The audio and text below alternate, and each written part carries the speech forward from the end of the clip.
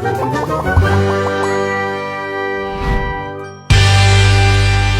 Stories की दुनिया। सोने की मुर्गी। हमारे दादा जान एक किस्सा सुनाया करते थे कि किसी गांव में एक बुजुर्ग बाबा रहा करते थे जिनके पास काफी सारी मुर्गियां थीं। वो अपनी मुर्गियों से बहुत प्यार किया करते थे, इसलिए कि वो रोज अंडे दिया करती थीं। एक दिन वो बुजुर्ग बाबा जी बैठे होते हैं कि अचानक एक मुर्गी उनके पास आती है। बाबा जी, मैं अंडे दे देकर थक गई हूँ, अब मैं आजाद होना चाहती हूँ। तुम आजाद क्यों होना चाहती हो? क्या तुम मेरे पास खुश नहीं हो? यहाँ तुम्हें अच्छे से अच्छा खाना मिलता है, रहने को इतना अच्छा दड़बा है तुम्हारे पास। बाबा जी, आपकी बात ठीक है, लेकिन मैं भी चाहती हूँ कि मैं आजाद माहौल में घूमूं फिरूं, सबसे शादाब और हरे भरे खेतों में आजादी से सांस ले सकूं। तुम मुर्गी हो, तुम आजाद होकर भी आजाद नहीं रह सकती, लोग तुम्हें पकड़ कर ले जाएंगे। बाबा जी, ये आपने क्या बात की है? आप मुझे आजाद नहीं करना चाहते तो ना करो, लेकिन लोगों को इस तरह बदनाम तो ना करो।